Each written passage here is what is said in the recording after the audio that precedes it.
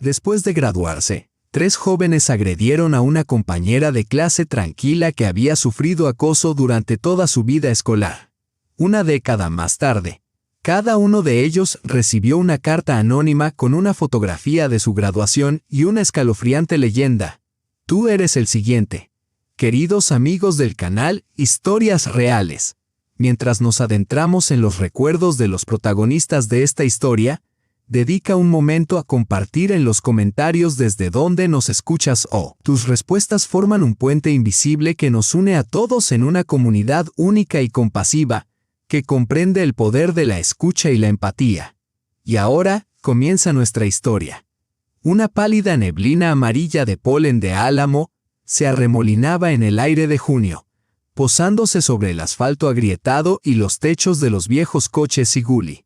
Semyon Ivolgin regresaba a casa del trabajo como de costumbre, y redujo la velocidad frente a los buzones de la entrada del edificio. La administración los había repintado recientemente de un llamativo color verde claro, como si intentara en vano inyectar algo de vida al lúgubre pasillo de la era Khrushchev. La llave giró con dificultad en la cerradura oxidada. Al sacar la habitual avalancha de folletos publicitarios, los dedos de Semyon tocaron algo inesperado. Un sobre grueso. No tenía sello, ni remitente, ni siquiera su nombre. «Qué extraño», pensó, dando vueltas al sobre entre sus manos.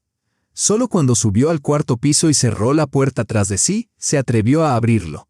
Dentro no había ninguna carta, solo una fotografía descolorida y brillante de su graduación escolar en mayo de 1998. Allí estaban las caras sonrientes de sus compañeros de clase, con peinados extraños y vestidos cosidos con amor por sus madres y abuelas.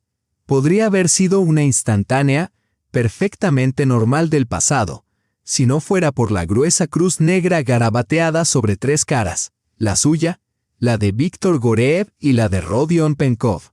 Una oleada de náuseas lo invadió.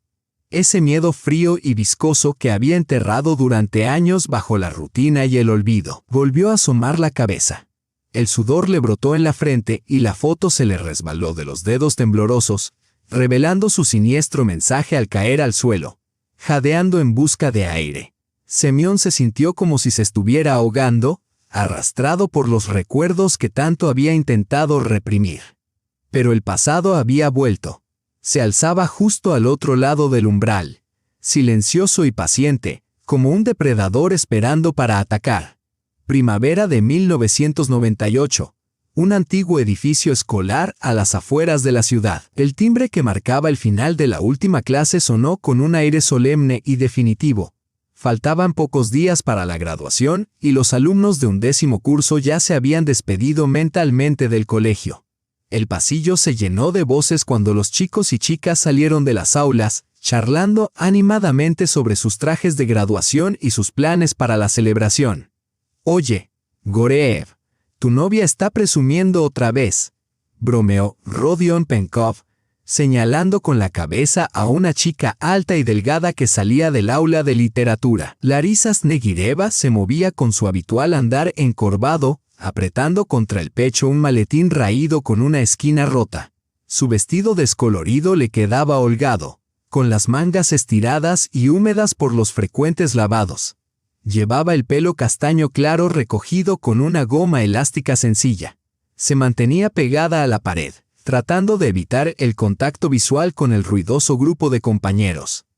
«¡Basura andante!», gritó Víctor Goreev, provocando las risas de los chicos que se agolpaban a su alrededor. «¿También vas a llevar esos harapos al baile de fin de curso?», añadió. Larisa siguió caminando sin levantar la cabeza, aunque sus dedos temblaban ligeramente contra su maletín gastado.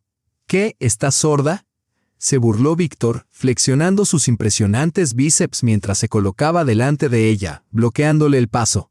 «Te estoy hablando. Quítate, Goreev», susurró Larisa tratando de esquivarlo. Semyon Ivolgin se quedó a un lado, observando la escena desde su lugar junto al alféizar de la ventana. Su cabello rubio le caía suavemente sobre la frente y sus pálidos ojos azules reflejaban algo entre inquietud e indecisión.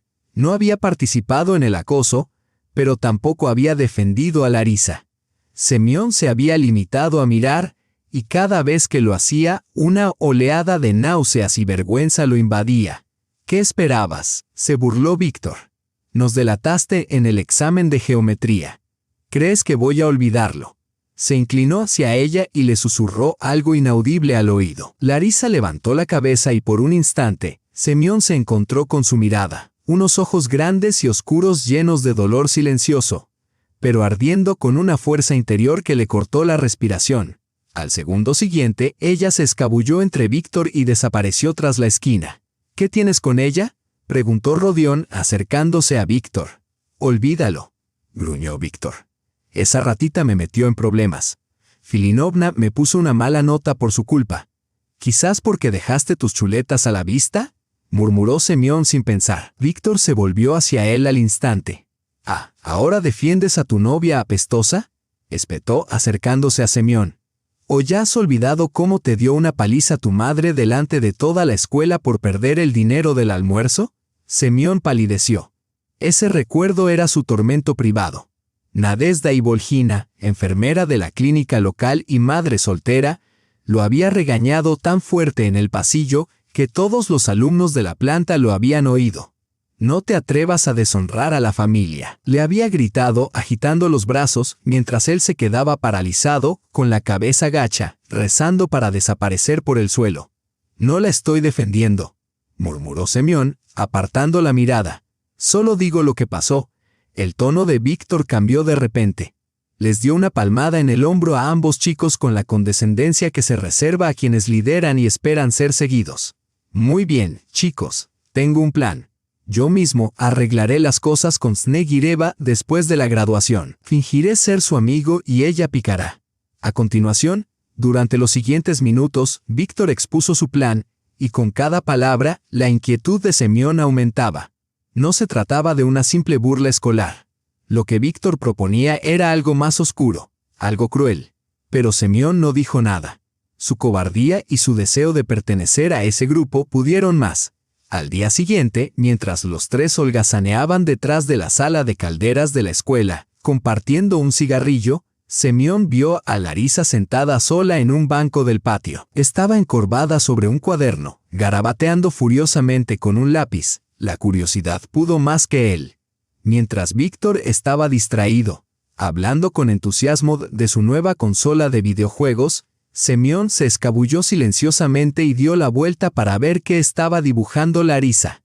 En los márgenes de su cuaderno de física había esbozado un vestido elegante, con los hombros al descubierto, delicados volantes y un complejo patrón ornamental a lo largo del dobladillo. El dibujo era tan intrincado que parecía que la tela pudiera levantarse de la página y flotar en la brisa. Solo entonces se fijó en sus manos, delgadas, con dedos largos y elegantes que se movían sobre el papel con una precisión y un aplomo inesperados. En ese momento, Larisa debió de sentir su presencia. Se giró bruscamente. Sus miradas se cruzaron. Pero, en lugar del miedo o la ira que él había esperado, vio un destello de esperanza en su expresión. En ese instante, todo su rostro se transformó y Semyon vio que era hermosa, no con la belleza llamativa y superficial que ostentaban las chicas populares del colegio, sino con algo tranquilo y profundo, como un manantial escondido en lo profundo del bosque. «Dibujas muy bien», murmuró él, torpemente. Larisa cerró rápidamente su cuaderno y se puso de pie. «¿Y a ti qué te importa?», espetó. Su voz era tensa, cautelosa. «Vuelve con tus amigos. Ríete con ellos». Recogió sus cosas y se marchó. Semyon se quedó allí mucho tiempo, mirando el banco vacío donde ella había estado sentada. Las palabras de Víctor sobre lo que planeaban hacerle a Larisa resonaban en sus oídos, y algo en lo más profundo de su ser gritaba en protesta. No podía permitir que eso sucediera. Pero ese grito interior fue sofocado por otra voz, la voz del miedo, el miedo al ridículo, al aislamiento, a convertirse él mismo en un marginado. Semyon se estremeció al regresar de las profundidades de su memoria a la realidad de 2008. Se quedó de pie en medio de la cocina, mirando la fotografía caída como si fuera una serpiente venenosa. Con esfuerzo, se agachó y la recogió. El reloj de pared, el regalo de su madre cuando se mudó a su casa, hacía tic-tac ruidosamente, midiendo cada segundo en el silencio sofocante del apartamento. Le dio la vuelta a la foto y por un momento olvidó cómo respirar. Después de leer la primera línea, ya sabía lo que decía. Tú ya tienes lo tuyo. Tú eres el siguiente, Semyon. Se desplomó contra la pared cuando las piernas le fallaron. Respiraba entre jadeos entrecortados y veía manchas negras bailar ante sus ojos. ¿Era Goriev o Penkov quienes ya habían recibido su merecido? ¿Y quién enviaba esos mensajes escalofriantes? En lo más profundo de su ser, ya sabía la respuesta. Semyon siempre había sabido que los acontecimientos de aquella tarde de mayo, después de la graduación, volverían para atormentarlo. Durante 10 años había vivido en un estado de vigilancia perpetua, mirando constantemente por encima del hombro, sobresaltándose ante cualquier ruido inesperado, despertando de pesadillas empapado en sudor. Ahora el pasado había venido a llamarle a la puerta. De repente, el rostro de Larisa Snegireva surgió en su memoria, con sus ojos oscuros llenos de angustia silenciosa. La imagen era tan vívida que parecía que la hubiera visto ayer mismo. Sin embargo, no tenía ni idea de si seguía viva, ni quería saberlo. Era más fácil imaginar que había desaparecido, que se había disuelto como la niebla matinal. Tambaleándose, Semyon se dirigió al cuarto de baño. El reflejo que le devolvió el espejo le resultó extraño. Un hombre de 30 años con la piel pálida, barba incipiente y los ojos muy abiertos por el miedo. La mirada asustada de un chico que, a los 18 años, no tuvo el valor de decir no. Un chico que había permitido que ocurriera lo irreversible. Moviéndose mecánicamente, regresó a la cocina y se derrumbó sobre un taburete. Llamar a la policía no tenía sentido. ¿Qué podía decir? Hola, hace 10 años, mis amigos y yo cometimos un delito y ahora alguien me está amenazando. No le quedaba nada más que hacer que esperar y tener miedo. Un pensamiento martilleaba sin descanso en su mente. Tú eres el siguiente. 10 años atrás, el auditorio de la escuela se había transformado para la noche de graduación. Guirnaldas, serpentinas y globos colgados con mucho cariño por el comité de padres intentaban desesperadamente ocultar la pintura descascarillada y las cortinas raídas. La luz tenue y la música crepitante de un viejo reproductor de casetes llenaban el aire. Era una típica graduación provincial de finales de los 90. Larisa había dudado en la entrada, agarrando un pequeño bolso cosido con la misma tela que su vestido, ambos hechos con retales. Se le hizo un nudo en la garganta por la mezcla de ansiedad y expectación. Aún podía oír las burlas de su madre. ¿Dónde crees que vas vestida así? ¿Te crees que vas a convertirte en una princesa? Tamara apestaba a alcohol, y Larisa se sintió aliviada de que su madre hubiera decidido no asistir, alegando que no se encontraba bien. Respiró hondo y cruzó el umbral. El sencillo vestido negro con los hombros descubiertos, cortado y cosido a altas horas de la noche mientras su madre dormía, se ceñía delicadamente a su esbelta figura, acentuando una elegancia que ella misma no esperaba. Su cabello, que solía llevar recogido en una coleta tirante, ahora caía libremente por su espalda en suaves ondas. Se lo había lavado con jabón para la ropa y lo había aclarado con té de manzanilla que había recogido en el solar baldío detrás de su edificio. «¿Es esa Snegireva?», susurró alguien cerca, lo que le hizo sentir un nudo de ansiedad en el pecho. Larisa se obligó a no retroceder. Enderezó la espalda, levantó la barbilla y siguió adelante con determinación. Que ese día, el último día de colegio, fuera el día en que se convirtiera en lo que siempre había soñado. No la chica a la que se burlaban llamándola papelera andante, sino simplemente una chica con futuro. ¿Larka tú? Lenka Sorokina, la chica más admirada de la escuela, la miró con asombro. Vaya. ¿Dónde has conseguido ese vestido? Lo he hecho yo, respondió Larisa en voz baja, con una extraña mezcla de orgullo y vergüenza en la voz. Lenka soltó un bufido desdeñoso y volvió con su grupo de amigas, pero no antes de que Larisa captara un destello de incertidumbre en sus ojos. Por primera vez en todos sus años de colegio, no había provocado desprecio, solo sorpresa. Las comisuras de los labios de Larisa se curvaron en una leve sonrisa, Pero su breve alegría se vio truncada por la llegada de Víctor Goreev, un chico alto y seguro de sí mismo que vestía un elegante traje que le había regalado su padre, un hombre de negocios. Se abrió paso entre la multitud de compañeros con la confianza natural que le daba saber que era intocable. Larisa contuvo el aliento, no por admiración sino por miedo. Instintivamente, dio un paso atrás hasta que su espalda tocó la fría pared, preparándose para otra ronda de burlas. Víctor se detuvo frente a ella y la miró de arriba abajo. «¿Cómo estás hoy?», preguntó con una sonrisa inquietante. Ella quería huir, pero no tenía a dónde ir, solo la pared a su espalda y el círculo de ojos curiosos y hostiles a su alrededor.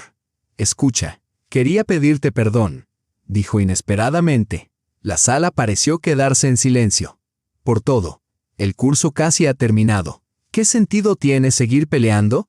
Al menos disfrutemos de nuestro último día juntos».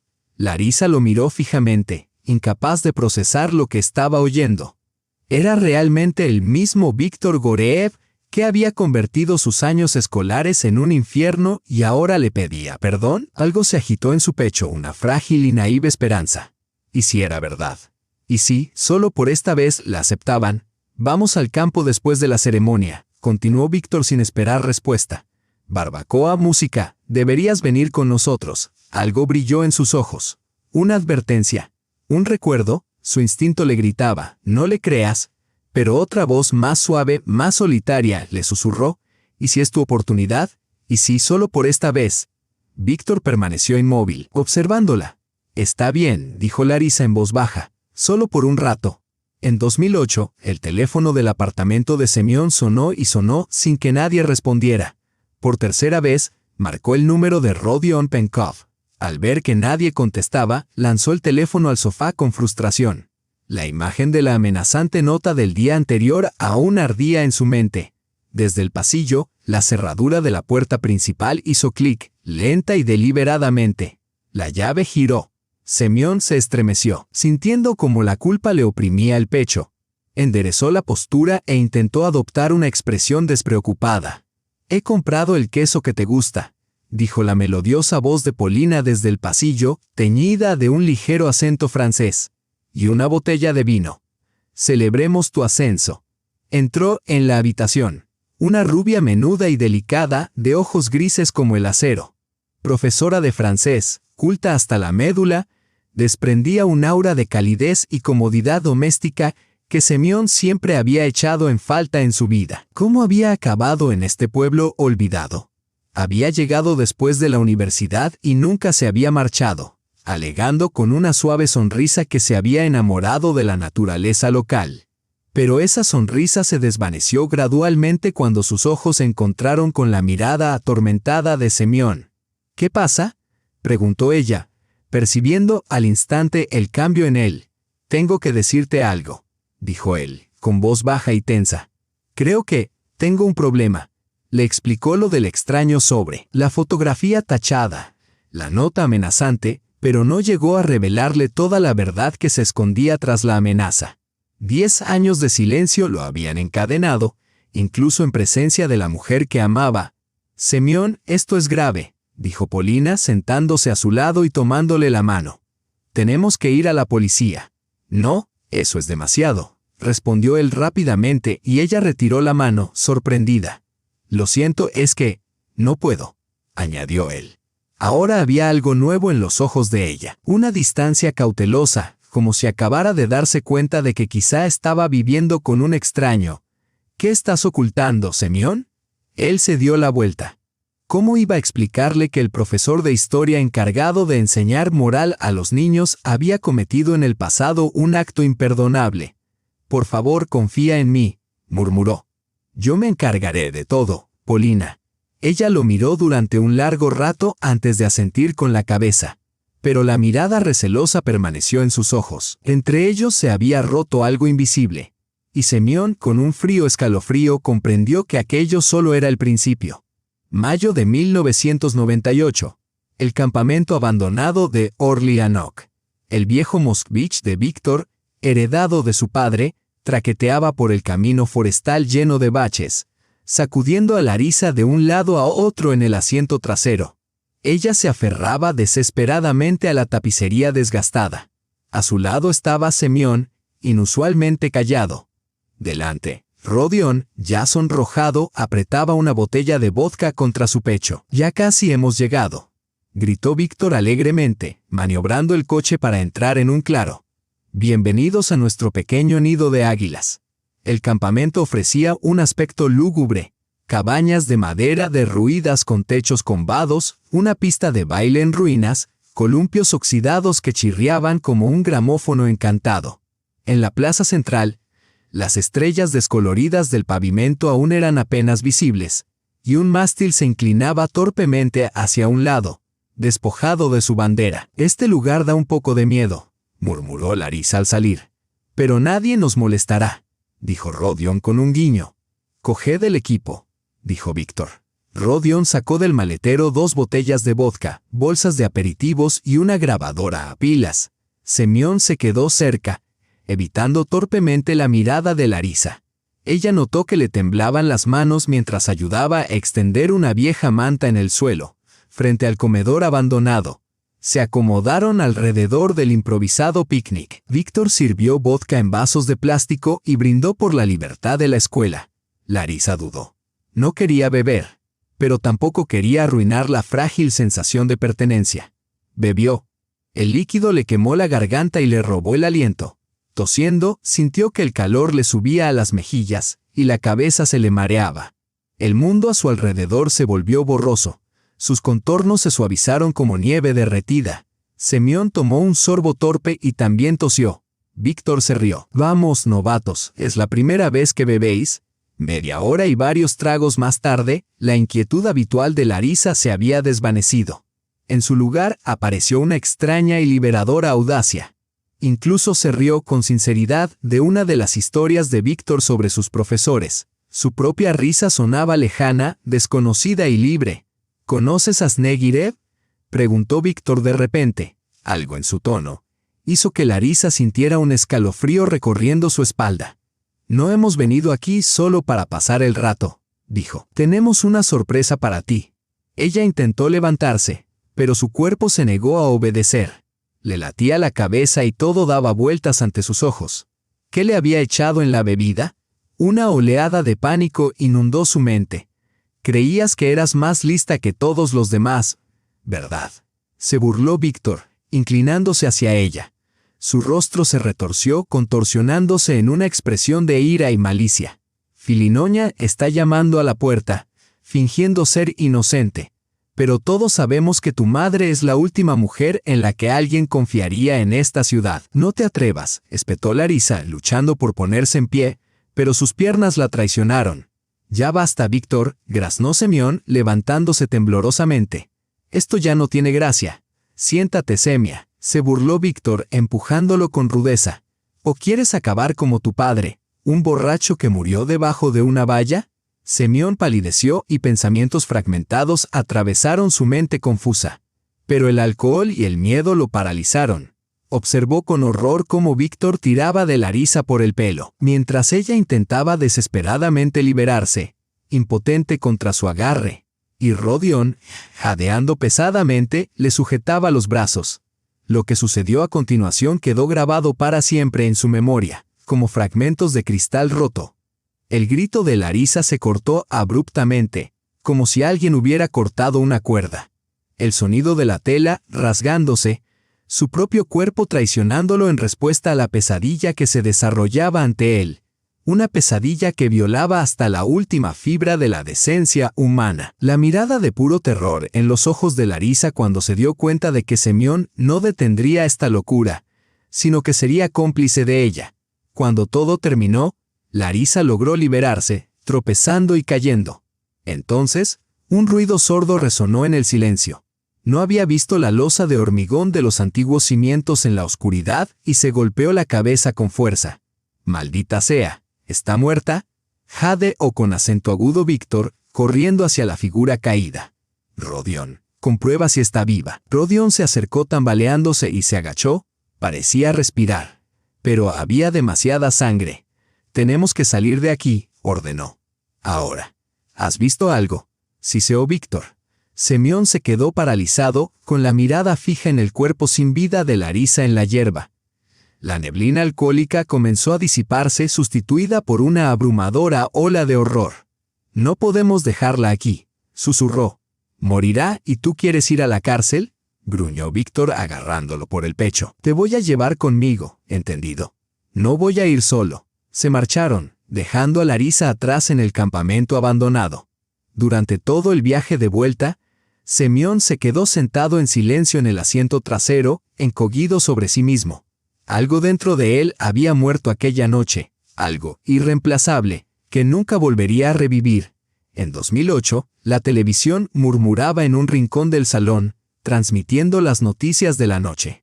Semyon estaba sentado, mirando fijamente la pantalla, cuando un nombre familiar lo sacó de su estupor. El cuerpo del conocido empresario Víctor Goreev fue encontrado esta mañana en su oficina. Según fuentes cercanas a la investigación, el señor Goreev murió a causa de múltiples lesiones incompatibles con la vida. La policía investiga el robo como posible motivo, ya que faltaba una importante suma de dinero en la caja fuerte. La pantalla mostraba un moderno edificio de cristal y hormigón con cinta policial en la entrada. A continuación, apareció una foto de Víctor sonriendo con un traje bien cortado, irradiando la confianza de un hombre de éxito. El corazón de Semyon dio un vuelco. «Dios mío», susurró, con un sudor frío recorriéndole la espalda. «Es cierto», dijo Polina, entrando en la habitación con una taza de té. «He oído que era de nuestra ciudad, ¿lo conocías?». Semyon logró murmurar. «Yo fuimos juntos al colegio». «Lo siento, tengo que ir a casa de Radion ahora mismo», dijo rápidamente. Polina, desconcertada, le preguntó: «¿Estás bien?». Pero Semyon ya se estaba poniendo la chaqueta y saliendo por la puerta. Su viejo Lada traqueteaba por las calles de la ciudad. Encontró la dirección del taller mecánico donde trabajaba Rodion en la guía telefónica. El corazón le latía con tanta fuerza que parecía que se le iba a salir del pecho. El taller estaba situado a las afueras de la ciudad. Era un modesto garaje con un anexo y un letrero torcido. Semyon aparcó el coche y entró en el local lleno de humo, donde trabajaba un hombre desaliñado. «Necesito a Rodion Penkov», dijo Semyon casi sin aliento. «¿Trabaja aquí?». El hombre lo miró con expresión ausente. «Penkov, lo llevaron al hospital hace 3 días. Un elevador falló y un coche le cayó encima. Apenas lograron reanimarlo. Está vivo, pero en coma». Semyon se quedó inmóvil mientras el hombre se rascaba la barbilla sin afeitar. «Dicen que tiene la columna rota. Si sobrevive, quedará lisiado». «¿Cómo ha podido pasar? ¿No revisan los ascensores?». «¿Quién sabe?», murmuró el hombre, bajando la voz. Rodka últimamente estaba raro. Siempre miraba a su alrededor. Se movía nervioso, decía que alguien lo vigilaba. Pensábamos que eran alucinaciones, porque bebía mucho. Y ahora está aquí, en urgencias. En el hospital, informaron a Semyon de que Penkov se encontraba en estado crítico y que solo se permitía la entrada a familiares cercanos en la unidad de cuidados intensivos.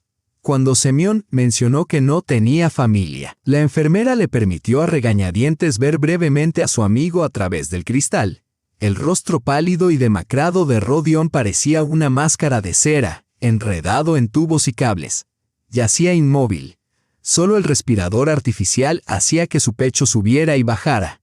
«Las posibilidades son mínimas», susurró el médico al pasar. «Traumatismo cráneoencefálico grave, fracturas vertebrales». «¿Qué relación tiene con él?». «Estudiamos juntos», murmuró Semyon. El médico asintió y se marchó, mientras Semyon permanecía de pie junto al cristal, mirando a su cómplice moribundo de un crimen olvidado hacía mucho tiempo. Una aguda claridad lo invadió, el peso del pasado y sus inevitables consecuencias. La escena cambia a 1998, donde las ramas de los pinos rozaban el cielo, dejando pasar los tímidos rayos del sol naciente. Mick Hay, un experimentado recolector de setas con 40 años de experiencia, caminaba por un sendero del bosque, apoyándose en un bastón improvisado de avellano. La mañana fresca y nublada parecía perfecta para recoger setas, y él miraba atentamente la maleza. Con la vista ya débil, No se percató de inmediato de la esbelta figura de una mujer con un vestido roto que yacía en la hierba, cerca de la base de hormigón de un antiguo mástil de bandera. Al acercarse, el anciano vio su rostro pálido, manchado de sangre seca en su cabello claro. «Dios, ten piedad», susurró, persignándose. Una tenue y apenas perceptible voluta de vapor se elevaba del aliento de la chica, su único signo de vida. Mientras tanto, las paredes del hospital parecían presionar a Larisa, asfixiándola como la tierra a un gusano aplastado. Las batas blancas estériles, los soportes de los goteros, el chirrido de los instrumentos y las miradas compasivas de las enfermeras solo le provocaban náuseas, oleadas de malestar que iban y venían con renovada fuerza. Conmoción cerebral, contusiones múltiples, rotura de membranas, fragmentos de términos médicos flotaban en su oído. «¿Va a presentar una denuncia?», preguntó el hombre de bigote y frente sudorosa, moviéndose inquieto junto a su cama. «Tenemos que atrapar a esos cabrones». Larisa permaneció en silencio, mirando por la ventana, donde las hojas jóvenes de los álamos brillaban en un charco azul. «Mi niña», susurró la anciana enfermera. «Cuando se vaya el agente local debe decirme, ¿quién le ha hecho esto?». «Nadie», respondió Larisa con voz hueca. «Me caí». Más tarde, no supo explicarse por qué había guardado silencio. El miedo y tal vez la vergüenza la habían paralizado. Se sentía responsable, como siempre. Lo único que quería era olvidar, borrar aquella noche de su memoria como se extirpa un tumor maligno del cuerpo. Un mes después, volvió a sentir náuseas. Al principio, Larisa lo atribuyó al trauma, pero como las náuseas persistían y sus pechos se volvían insoportablemente sensibles, se dio cuenta de que el cuerpo que había intentado olvidar con tanta desesperación, ahora reclamaba su atención. «Interrumpa el embarazo», dijo con frialdad el ginecólogo de la clínica local, mirando a la frágil y angustiada joven vestida con un vestido descolorido. «Dadas las circunstancias, le escribiré una remisión». «No». Por primera vez en semanas, Larisa sintió algo feroz e inquebrantable agitarse en su interior. «Voy a tener al bebé». «Eres una tonta», suspiró Tamara, con un cansancio palpable cuando su hija le comunicó su decisión. Larisa permaneció en silencio, sin querer darle explicaciones a su madre, sabiendo que no la entendería. El niño que crecía dentro de ella era lo único que realmente le pertenecía, no a la sociedad con sus reglas implacables, ni al hombre que había destrozado su vida, sino solo a ella. Y solo Larisa determinaría su destino. «Igual que yo», murmuró Tamara con una sonrisa torcida, mientras servía licor ilegal en unos vasos. Igual que su madre. Esa noche, Larisa tomó una decisión que lo cambiaría todo. Tenía que marcharse, abandonar esa casa, esa ciudad, encontrar un lugar donde nadie la conociera ni supiera su historia. Un lugar donde pudiera ser simplemente ella misma, no la hija de una alcohólica ni la víctima de la violencia. La escuela de magisterio recibió a Semyon con sus pasillos resonantes y el olor a pintura fresca y tiza flotando en el aire. Su elección de profesión parecía extraña para un hombre con su pasado, pero, en su mente, era desesperada y lógica. Quería, de alguna manera, expiar sus culpas, no conscientemente, sino instintivamente, convertirse en alguien que ayudara, en lugar de hacer daño. Los 4 años de estudio pasaron en un abrir y cerrar de ojos. Semyon se volcó en su trabajo, escribiendo trabajos y trabajando por las noches como mozo de carga para mantener a su madre y a su hermana. No tenía novia, ni amigos, ni salía de fiesta. Una vez, sus compañeros de clase lo convencieron para ir a una discoteca, pero la música alta le provocó un ataque de pánico tan abrumador que huyó avergonzado. Desde entonces le llamaron el monje, pero dejaron de burlarse de él. Semyon se había convertido en un monje, cumpliendo una penitencia invisible que nadie conocía. Su diploma rojo se convirtió en su pasaporte a una nueva vida, cuando el director de una escuela cercana le ofreció un puesto de profesor de historia. Semyon aprovechó la oportunidad para empezar de cero. Quizá un cliché, pero era la única que tenía. Al principio, su madre dudó, reacia a dejarlo marchar. Hope Petrovna, con el peso de tantos años de viudez, temía perder su único sustento. Pero cuando vio lo importante que era para su hijo, cedió. No te olvides de Alionka, le pidió, secándose las lágrimas del rostro cansado. Te echa de menos. La pequeña Alionka se aferró a su cuello antes de que se marchara y le susurró. Sema, ¿atraparás una hada para mí allí? Él sonrió y le prometió que le enviaría hadas en sobres, sintiendo cómo algo que llevaba mucho tiempo apagado en su pecho volvía a cobrar vida. Semyon se encontró con Polina en la sala de profesores. Era una delicada rubia con una trenza francesa, que enseñaba idiomas extranjeros y se ganaba el respeto de los adolescentes rebeldes con una especial mezcla de gentileza y severidad. ¿Eres el nuevo profesor de historia?, le preguntó extendiendo su elegante mano. Polina Andreevna. Pero puedes llamarme Polina, si no, me siento como una anciana. Había algo cálido y sin pretensiones en su sonrisa. No coqueteaba ni intentaba impresionar. Era simplemente sincera, vibrante y auténtica. Semyon, sin entender muy bien por qué, se sintió atraído por su luz, como una flor que se inclina hacia el sol. Su romance floreció lentamente, como si ambos tuvieran miedo de romper el frágil sentimiento de renacimiento que había surgido entre ellos. Paseos nocturnos, conversaciones sobre libros y besos inocentes y esporádicos. Semyon la observaba con atención, apreciando cada pequeño detalle, cómo arrugaba la nariz cuando reía, cómo se apartaba un mechón de pelo detrás de la oreja. Una noche, mientras Semyon yacía junto a Polina en su modesto apartamento, escuchando el ritmo constante de su respiración, se dio cuenta de que ella no sabía nada de su verdadero yo, nada del hombre que se escondía detrás de la fachada de un profesor respetable y algo reservado. En una ocasión, ella le había pedido que compartiera su pasado con ella, pero él había mentido, ofreciéndole solo detalles vagos sobre su infancia normal, un padre perdido por culpa de una enfermedad y el trabajo incansable de su madre. Ni una palabra sobre aquella noche, sobre el terror en los ojos de Larisa, ni sobre lo que habían hecho sus manos. Semyon se incorporó bruscamente en la cama, jadeando. ¿Qué ha pasado?, murmuró Polina somnolienta. Nada, logró decir. Solo una pesadilla. Ojalá supiera que todas las noches sus sueños no eran pesadillas, sino recuerdos. Aglaya nació una mañana de febrero de 1999. Una frágil criatura con pelito oscuro en la cabeza redonda y los puños apretados, como si se preparara para enfrentarse al mundo. Larisa miró a su hija a través de un velo de lágrimas y susurró, «Eres mía, solo mía». Dejar a Tamara, con sus constantes borracheras y rabietas, no fue difícil. De hecho, parecía que su madre se sentía aliviada al verla marchar. «Una boca menos que alimentar», murmuró mientras ayudaba a Larisa a recoger sus pocas pertenencias. En una habitación a las afueras del centro regional, Larisa encontró un pequeño trastero con el papel pintado desconchado, pero tenía una entrada independiente y, lo más importante, estaba lejos de su pasado. Allí nadie conocía su historia, nadie cuchicheaba a sus espaldas ni le lanzaba miradas de lástima.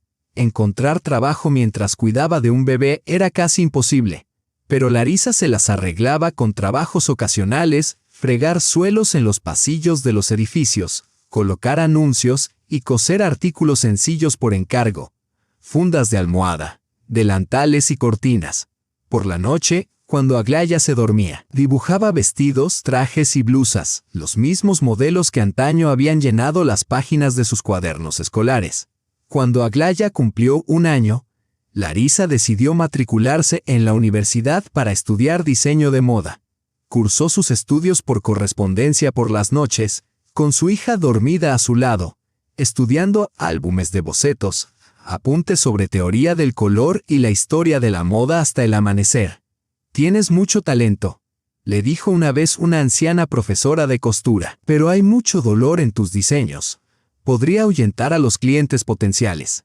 «No sé hacerlo de otra manera», respondió Larisa con sinceridad.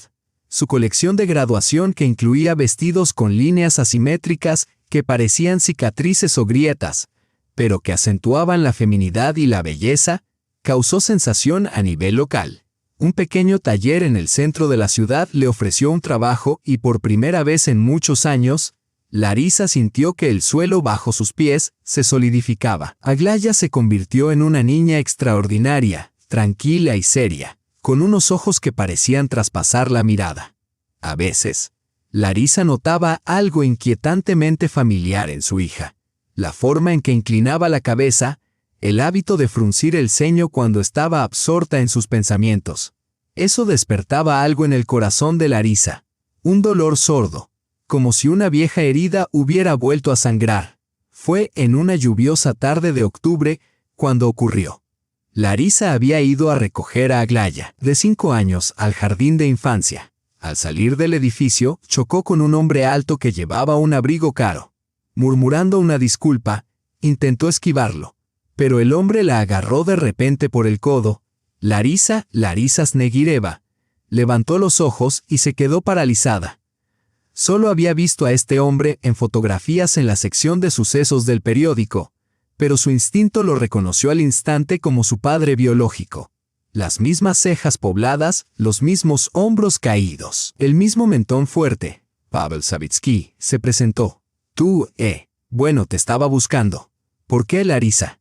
Ella le apretó la mano con más fuerza. Ogla, no quiero nada de ti. Ella es tu hija. La mirada de Savitsky se suavizó al mirar a Ogla. Vivo cerca. ¿Podríamos hablar?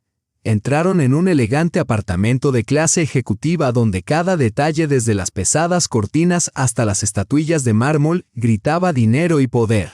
Larisa se sentía como una figura pública, mientras Ogla se sentaba tranquilamente en el sofá de cuero, mirando al extraño hombre con la franqueza de una niña de 5 años. «Hace mucho tiempo que quería conocerte», dijo Savitsky, sirviendo coñac en copas de cristal. Le temblaban ligeramente las manos.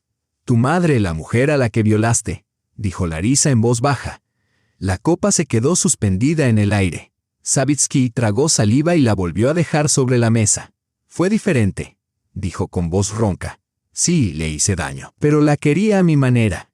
Ella no me quería, yo era joven, impulsivo, un idiota. En resumen, tú le arruinaste la vida». La voz de Larisa temblaba. «Se mató bebiendo por tu culpa, por lo que le hiciste, y ahora yo lo estoy pagando con toda mi vida». Savitsky se hundió en la silla. «El dinero, el poder. Todo se ha esfumado. Te comerás la soledad hasta que mueras. Pero eso no es lo que quiero. Quiero ayudarte», dijo, asintiendo con la cabeza hacia Ogla. «No sois extraños para mí, pero sois extraños para nosotros». Larisa se levantó. «Vamos, Glasa, es hora». «Esperad», saltó Savitsky. «¿No lo entendéis? Puedo daros una vida diferente, una vida sin necesidades, sin trabajos secundarios interminables, un apartamento, una educación para vuestra hija, la oportunidad de hacer crecer vuestro negocio». «¿Qué negocio?». Larisa se tensó. «He revisado tu trabajo, es bueno. Piensa en tu hija, Larisa, piensa en su futuro». Larisa miró a Ogla, sus ojos serios, su vieja chaqueta con una manga remendada. Luego se volvió hacia Savitsky, que ya no era joven, pero aún fuerte, con su mirada imperiosa suavizada por una súplica apenas perceptible en su voz. «Nos las arreglaremos solos», dijo con firmeza. Siempre lo habían hecho. En la sala de profesores, el periódico local, Uchitelskaya Pravda, acumulaba polvo sobre la mesa. Semyon lo hojeó con acento agudo mecánicamente, sin prestar especial atención a los artículos sobre los logros educativos del distrito o los nuevos métodos de enseñanza. De repente, se quedó paralizado al encontrar una fotografía de una joven de espalda recta y mirada decidida, de pie en un escenario con un diploma. Llevaba el pelo rubio recogido en un moño estricto y una pulsera ancha en la muñeca delgada. La leyenda debajo de la foto decía: «Larisa Snegireva, ganadora del concurso regional para jóvenes diseñadores.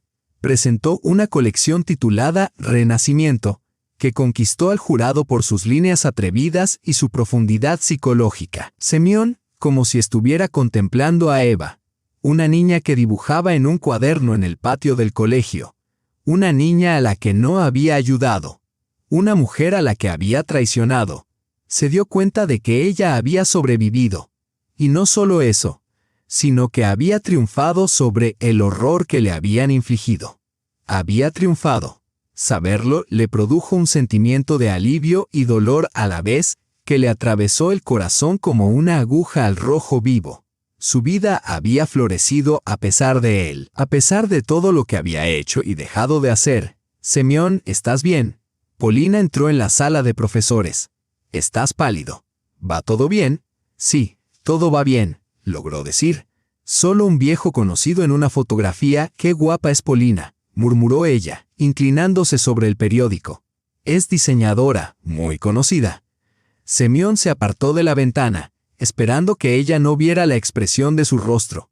Quizás ahora que sabía que Larisa estaba bien, las pesadillas cesarían. Quizás por fin encontraría la manera de perdonarse a sí mismo. Pero esa noche, volvió a atormentarlo el campamento abandonado de Orlianok. El grito de Larisa y la agonía reflejada en sus ojos, llenos de desesperación y dolor. Tamara se estaba muriendo. Su frágil cuerpo cirrótico estaba envuelto en una sábana de hospital descolorida. Su piel amarillenta se adhería a los pómulos y sus ojos, antes tan vivos, ahora estaban nublados por el tiempo. «Mi hija», dijo con voz ronca al ver a Larisa en la puerta. Larisa entró en silencio, se sentó al borde de la cama y tomó con delicadeza la mano de su madre, caliente y seca, con las venas hinchadas. «¿Cómo está la niña?», preguntó Tamara con voz apenas audible. «Está bien. Es una excelente estudiante y toca el violín. ¿Cómo va tu negocio?» «Todo va bien, mamá», respondió Larisa en voz baja. «Ahora tengo mi propio estudio y tengo encargos». Una leve sonrisa casi imperceptible se dibujó en los pálidos labios de Tamara. Lo había conseguido, y allí estaba, con su frágil cuerpo luchando por respirar. Tosió y apareció espuma rosada en sus labios. «No hables, Larisa», susurró, limpiándose la boca con una servilleta. «No te preocupes, ya es demasiado tarde». Tamara agitó la mano débilmente. 2 semanas, quizá. «Pero escucha», dijo en un susurro ronco. «Pavel Savitsky, nunca te tocó». Larisa se tensó al oír su nombre. «Ocurrió hace 5 años. Me negué y hice bien». Tamara le apretó la mano con sorprendente fuerza. «Es tu padre, claro. Pero un lobo es un lobo». Su voz se redujo a un susurro. «Quiero que sepas que no me arrepiento de haberte dado a luz, aunque fuera él quien lo hiciera». Las lágrimas brotaron de los ojos hundidos de Tamara. «Lo sé, mamá», murmuró Larisa, acariciando suavemente la mano de su madre y contemplando su rostro delgado y demacrado, que en otro tiempo había sido joven y hermoso. «Yo tampoco me arrepentí nunca de mi decisión». Tamara se estremeció, como si hubiera comprendido algo nuevo. «Dime, hija mía», dijo con voz ronca, incorporándose con los codos. Sus ojos ardían con una intensidad febril. «Voy a morir pronto, pero al menos me iré sabiendo quién te hizo esto». Larisa, mirando a su madre moribunda, sintió el peso de años de secretos presionándola. Le contó todo a su madre: la graduación, el campamento abandonado, los 3, la noche que siempre había dividido su vida en un antes y un después. Cuando terminó, Tamara permaneció en silencio durante un largo rato, mirando al techo. Finalmente, habló. «Ellos responderán, los 3. «Mamá, no quiero ir allí. Estoy cansada», respondió Larisa con un hilo de voz. «Solo quiero vivir por Aglaya». 3 días después de la muerte de Tamara, Savitsky recibió una nota de ella. Tras enterrar a su antigua amante, se encerró en su despacho y sacó su agenda. Durante todos esos años había intentado expiar sus pecados, no ante Dios, a quien irónicamente consideraba su autoridad superior, sino ante su propia conciencia culpable. Ahora, sin embargo, había llegado el momento de saldar otras cuentas. «Averigua todo lo que puedas sobre Víctor Goriev, Rodion Penkov y Semyon Ivolgin», le ordenó a su asistente, incluyendo hasta la marca de pasta de dientes que usaban. «¿Para qué los necesita?», preguntó su asistente con cautela. «Es personal», respondió Savitsky, entrecerrando los ojos. «Un asunto familiar». Sacó una fotografía de Larisa y la pequeña Aglaya que guardaba en secreto en el cajón de su escritorio. La contempló durante un largo rato, hasta que sintió algo cálido y húmedo resbalándole por la mejilla. «Lo arreglaré», susurró, trazando con el dedo los rostros de su hija y su nieta. «Lo prometo». El resplandor del monitor iluminaba el rostro cansado de Semyon en el silencioso apartamento, donde solo se oía el zumbido constante del sistema y el llanto ocasional de un bebé en el piso de al lado. Su dedo se cernía sobre la tecla Intro. «Larisa, no me conoces. Vi tu trabajo en el concurso de diseño y me gustaría hablar contigo sobre la posibilidad». Semyon borró la última frase y la sustituyó por Larisa, necesito hablar contigo sobre algo importante relacionado con... La borró de nuevo, con los dedos temblorosos. Larisa, soy Semyon y Volgin. Tenemos que hablar sobre lo que pasó hace 10 años en Orlionka. El cursor parpadeaba burlonamente, como para resaltar su cobardía. Finalmente, Semyon pulsó el botón de enviar con determinación y luego apartó el teclado con disgusto. En la red social cerrada creada para antiguos alumnos, el perfil de Larisa Snegireva aparecía como inactivo. Parecía poco probable que ella leyera este mensaje. Tal vez, al final, era lo mejor. Sonó el teléfono que estaba sobre la mesa. Era un número local, y Volgin, la voz masculina desconocida, sonaba seca. Le llamamos del hospital municipal. Somos los familiares más cercanos del paciente Penkova. Su estado es crítico. Los médicos recomiendan que sus amigos más cercanos le visiten. Semyon se sintió hundirse. Estaba inconsciente, pero probablemente esas visitas eran más necesarias para él que para el paciente. La voz tenía un tono profesional y de lástima estéril. El pasillo del hospital se extendía ante él como una cinta blanca sin fin. El olor acre del cloro y la desesperanza le provocaban náuseas. Semyon caminaba evitando deliberadamente la mirada de los pacientes graves que sacaban en camillas para que tomaran aire fresco. La unidad de cuidados intensivos lo recibió con el suave zumbido de las máquinas. Rodion yacía enredado en cables, como un títere, en manos de un titiritero despiadado. Tenía el rostro demacrado, los pómulos afilados, como una máscara de cera. Solo el movimiento mesurado de su pecho, controlado por las máquinas, indicaba que aún quedaba vida en ese cuerpo destrozado. Una voz lo llamó por detrás. Semyon se dio la vuelta. En la puerta había un hombre de mediana edad, de hombros anchos y mirada intensa y atenta, que sostenía un ramo de crisantemos blancos envueltos en celofán, que extrañamente recordaban a un funeral. Sí, estudiamos juntos, murmuró Semyon, sintiendo un inexplicable impulso de escapar. Valentín, dijo el hombre, extendiendo una mano ancha adornada con un anillo con un sello. Un pariente lejano, por así decirlo. El apretón de manos fue seco y firme, demasiado firme. Semyon se presentó, soltando la mano del hombre. Los ojos de Valentín brillaron con algo parecido al reconocimiento, como si las palabras de Semyon acabaran de confirmar una verdad tácita. Veo que estás preocupado por tu amigo. Valentín asintió con la cabeza en dirección a Rodion. Nos conocemos desde la escuela. Las palabras tenían una entonación extraña. Debían de haber compartido experiencias, bailar con chicas, vivir juntos diferentes momentos. Semyon dio un paso atrás. Disculpen, tengo que irme a trabajar. Ya sabes cómo es, dijo Valentín con una sonrisa sutil, apenas entreabriendo los labios. Por supuesto, respondió Semyon, sintiendo el peso de las palabras de Valentín. La enseñanza es una profesión muy responsable, con una historia importante, es innegablemente importante. No se puede escapar de eso. El corazón de Semyon dio un vuelco. ¿Cómo sabía este hombre a qué se dedicaba? Adiós, murmuró, saliendo rápidamente de la sala y dirigiéndose directamente al colegio. Le temblaba el cuerpo. Tomó el camino más largo, mirando con frecuencia por el espejo retrovisor. En el tercer cruce se dio cuenta de que un Volga gris imitaba todos sus movimientos en los semáforos. Giró bruscamente por una calle lateral y el Volga lo adelantó. Semyon se convenció de que solo era su imaginación. Las tijeras revoloteaban en las manos de Larisa como un extraño pájaro plateado. La tela bajo sus dedos parecía cobrar vida, dando forma a una obra maestra. Mamá, mira. Aglaya irrumpió en el espacioso y luminoso taller agitando una hoja de papel. Me han puesto un 10 en dibujo. Larisa dejó a un lado su trabajo y se limpió las manos en el delantal. Ante ella se encontraba una versión de sí misma con 10 años, con el mismo pelo rubio y la misma forma de ojos. Pero había algo diferente. Una sutil curva en los labios y un ligero fruncido en la frente cuando se concentraba. Enséñame el sol de tu dibujo, dijo Larisa. El dibujo representaba a una niña volando sobre una ciudad, con sus enormes alas multicolores extendidas. Soy yo, explicó Aglaya, radiante de orgullo. Cuando sea mayor, viajaré y volaré como un pájaro, y nadie podrá detenerme. Larisa sintió un nudo en el pecho. ¿De dónde había salido ese repentino deseo de libertad en su hija, que por lo demás era tan tranquila y sensata?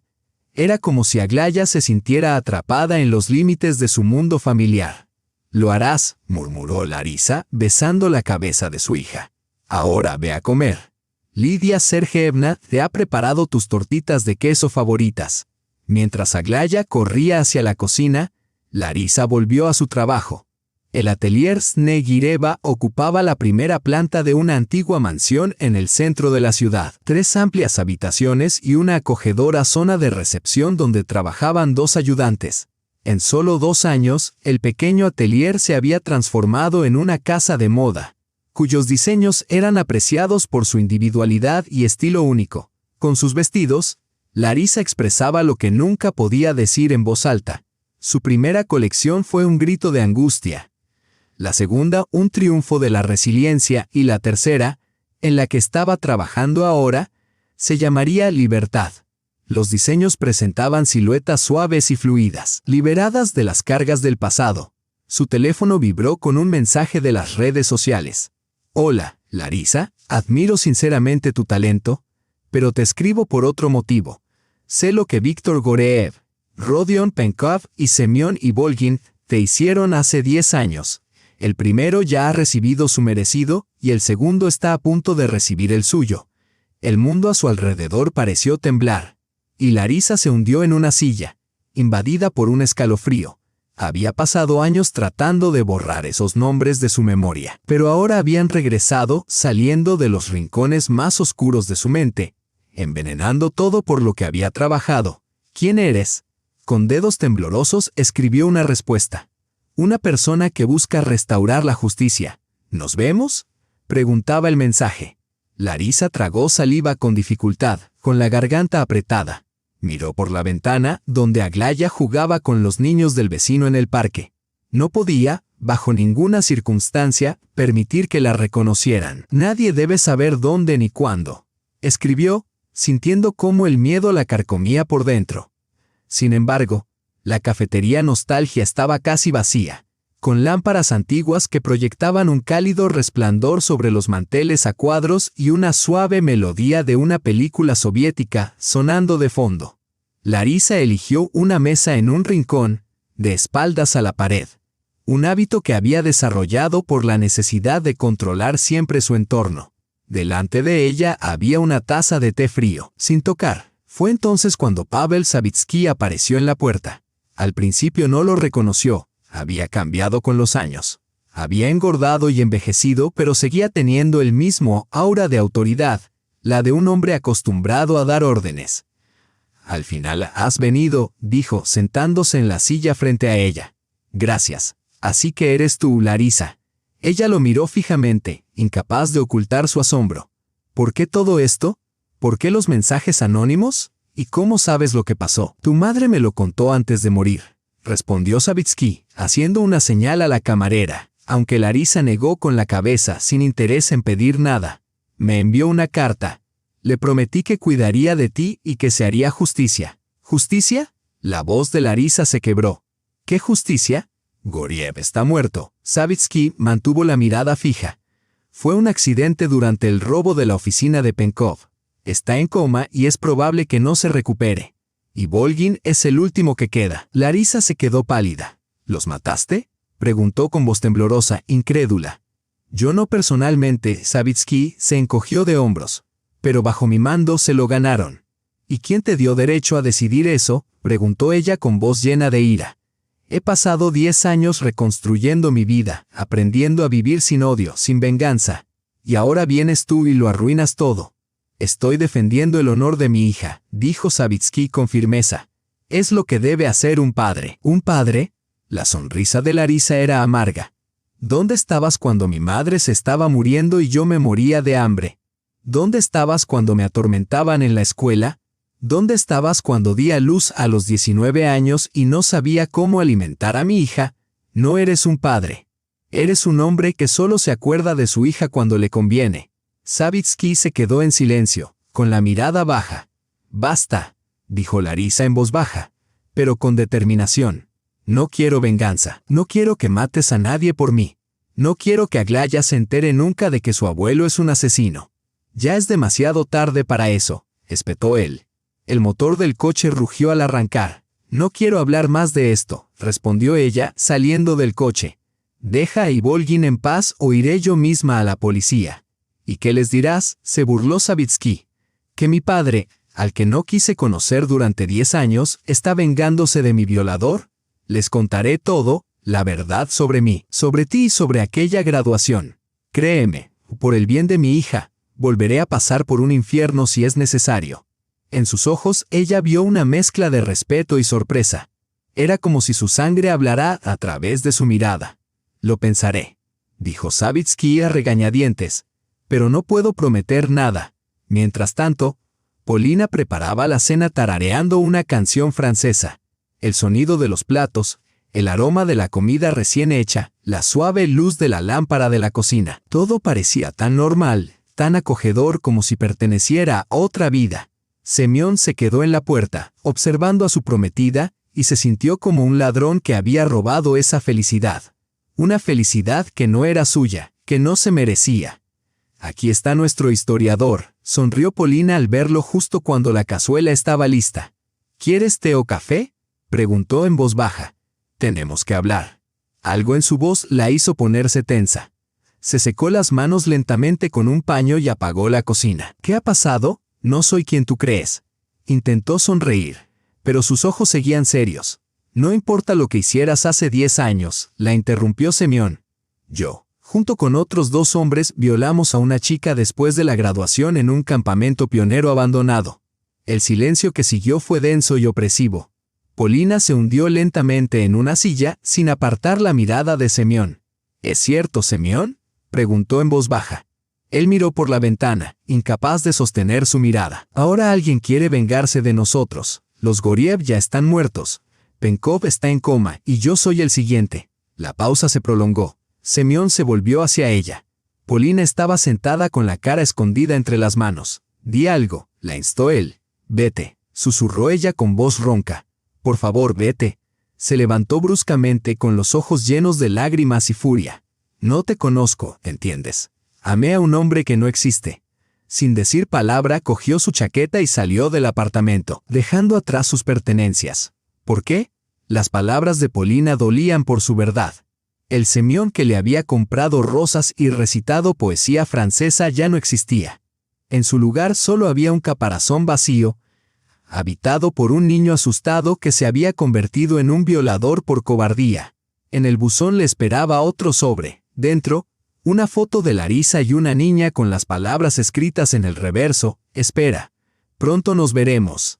El sol abrasador de julio se colaba por la ventana, y su luz intensa resaltaba cada mota de polvo y cada grieta del papel pintado descolorido. Semyon se sentó en el borde del sofá desgastado, con el tic-tac rítmico del reloj llenando la habitación. El tiempo, una fuerza enigmática. A veces había demasiado, otras, demasiado poco. Y a veces se congelaba, como una mosca atrapada en ámbar. El tiempo podía avanzar o retroceder. Al igual que Semyon, cuya mano se extendió hacia la botella que había sobre la mesa de centro, pero se detuvo a mitad de camino. No, el alcohol ya había desempeñado un papel fatal en su vida una vez. Nunca más. En su lugar, sacó la fotografía del último sobre. Larisa con su hija, la mujer cuya vida había ayudado a destruir, y la niña, que posiblemente era sangre de su sangre. Sus rostros se difuminaron ante sus ojos, no por las lágrimas, sino por una repentina claridad que lo golpeó como un rayo que parte el cielo tormentoso. Durante 10 años había huido de su pasado, escondiéndose, fingiendo ser un hombre decente. ¿Qué había conseguido? Un apartamento vacío y la inevitable venganza acechando en la oscuridad.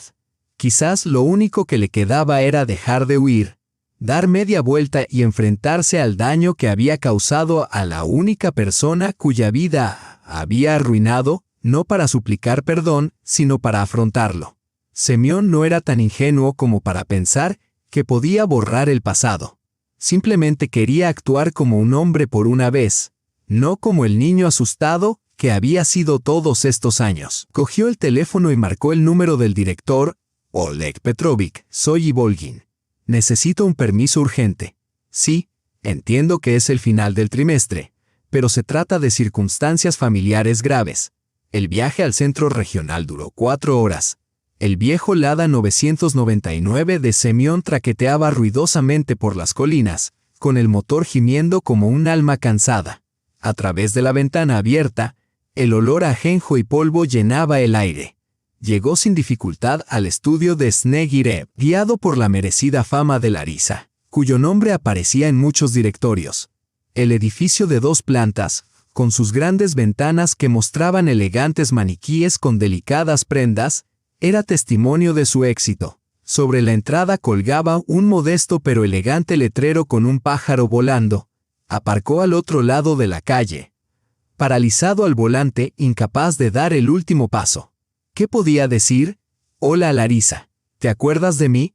Soy el que ayudó a destruir tu juventud y ahora he venido a pedirte perdón porque alguien quiere matarme. Ridículo, insultante, egoísta. Las horas pasaban mientras Semyon permanecía sentado en su coche, observando a la gente entrar y salir del estudio. Pasaba gente, en su mayoría mujeres con bolsas amarillas en las manos. 2 chicas jóvenes se turnaban en la recepción, pero Larisa seguía sin aparecer. Cuando el sol comenzó a ponerse, tiñendo de rosa las paredes de los edificios, la puerta del estudio se abrió de nuevo. Una niña con un vestido azul salió revoloteando, seguida lentamente por una joven que llevaba una bolsa al hombro. Semyon se inclinó hacia adelante estudiando ansiosamente los rasgos de la niña. Tenía el pelo claro recogido en una coleta alta y un rostro delicado con el mentón ligeramente puntiagudo. Hablaba animadamente con su acompañante, gesticulando con las manos. Semyon no tenía ninguna duda. Era Olga, la hija de Larisa y la suya. Una mezcla de horror y asombro se apoderó del corazón de Semyon. ¿Cómo podía una criatura tan pura y hermosa ser el resultado de un acto de violencia tan monstruoso? ¡Qué ironía cósmica! La vida surgiendo del dolor y la destrucción. Las palabras de Dostoyevsky sobre la belleza que salva al mundo resonaron de repente en su interior. Larisa, debes intentar comprenderlo, dijo Mikhail Krylev con cautela, colocando una mano sobre el puño cerrado de ella. Para tu padre, esta es la única forma de expiar su culpa. Estaban sentados en una pequeña sala de terapia, rodeados por el verdor de las plantas de interior. Mikhail, alto, de ojos grises y penetrantes, con el cabello empezando a encanecer en las sienes. No solo era su psicólogo desde hacía 5 años, sino también un amigo íntimo. ¿Expiar su culpa añadiendo más violencia? Larisa sonrió con amargura. Es como intentar apagar un fuego con gasolina. Para él tiene sentido. Mikhail se frotó el puente de la nariz bajo las gafas. Estamos hablando de un hombre que se ha pasado toda la vida resolviendo problemas mediante la fuerza. No conoce otra forma, pero yo sí. Larisa se levantó de un salto y empezó a dar vueltas por la oficina como un torbellino. He pasado 10 años aprendiendo a hablar el lenguaje del perdón. 10 años saliendo del agujero en el que me metieron, y ahora él viene y, de un solo golpe, borra todo por lo que he trabajado. Mikhail permaneció en silencio, dejándola expresar su ira. Siempre le daba espacio a sus emociones, ira, miedo, dolor, sin menospreciarlas, lo que le permitía transformarlas más tarde en energía creativa. Entiendo por qué estás enfadada, dijo una vez que pasó la tormenta, pero quizá deberías volver a reunirte con él, intentar llegar a él. Lo he intentado, dijo Larisa, dejándose caer en una silla repentinamente agotada.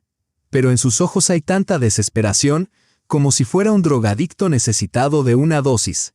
Intenta hablar con él, no sobre ti, sino sobre cómo le ha afectado a ella este ciclo de violencia, sugirió Mikhail. Larisa se detuvo contemplando la idea. Su padre deseaba desesperadamente reconectar con la nieta a la que apenas conocía. Yo puedo hacer ese papel, dijo en voz baja, levantándose. Lo intentaré. Gracias, Misha. La acompañó a la puerta y le apretó suavemente el hombro. Llámame después de la reunión, ¿vale? Sus ojos reflejaban preocupación, mezclada con algo más. Una calidez tácita que había crecido silenciosamente a lo largo de los años de su amistad, aunque ninguno de los dos se atrevía a reconocerlo. No entiendes lo que me estás pidiendo.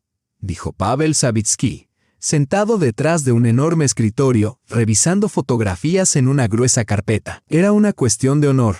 Larisa estaba de pie en el centro de su espacioso despacho, decorado con madera oscura y retratos de antepasados severos. Probablemente eran falsos. Los antiguos delincuentes solían afirmar tener ascendencia noble. Pero los símbolos de poder y respetabilidad eran impecables. «Te imploro clemencia», dijo Larisa, acercándose. Tenía que romper la cadena de violencia y evitar que continuara. Al fin y al cabo, la violencia y la justicia no eran lo mismo. Savitsky colocó 3 fotografías ante ella. «Aquí están tus torturadores. Goryev está muerto. Penkov se está muriendo y Volgin». Larisa miró involuntariamente las fotos. Víctor Goryev estaba de pie, con un traje caro, delante de un edificio de oficinas. Rodion Penkov aparecía con un mono manchado de aceite junto a una verja. Y Semyon Ivolgin fue capturado en el pasillo de una escuela, con un libro de texto en la mano, de pie entre los niños. Al ver su rostro, demacrado con ojeras, pero aún suave e inseguro, algo se agitó en su corazón. Detrás de él, en la pizarra de la escuela, estaba escrita la fecha, 15 de mayo de 2008. Era una foto reciente. Este antiguo niño en acogida ahora enseñaba a niños. Un hecho que él mencionaba con claro desprecio. Savitsky, ¿te lo imaginas? Predica sobre la moralidad y el heroísmo. Y sin embargo es un violador. Ha cambiado. Esas palabras salieron de su propia boca. Savitsky arrojó otra foto sobre la mesa. Semyon salía de la escuela con una mujer rubia, su prometida, según él, aunque ahora parecía que algo había salido mal entre ellos.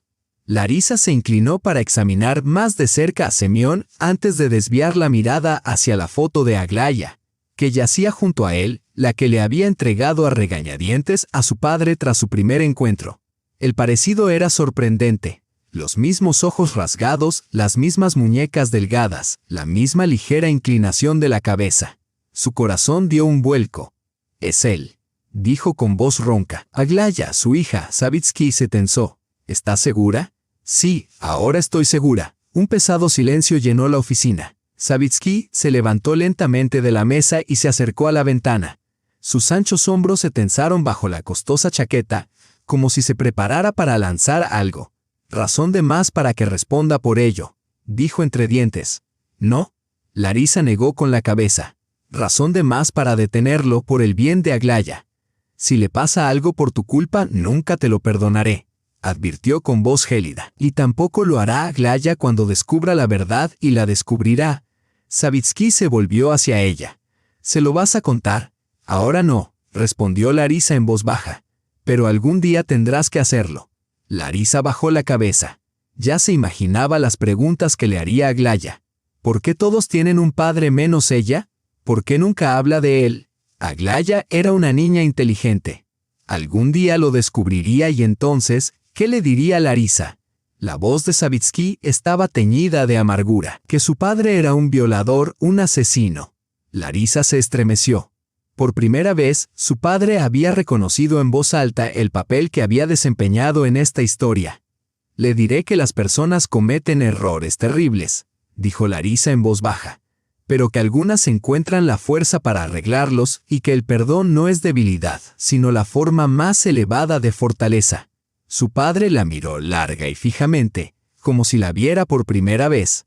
Luego negó con la cabeza. «Tamara te crió mejor de lo que yo jamás podría haberlo hecho».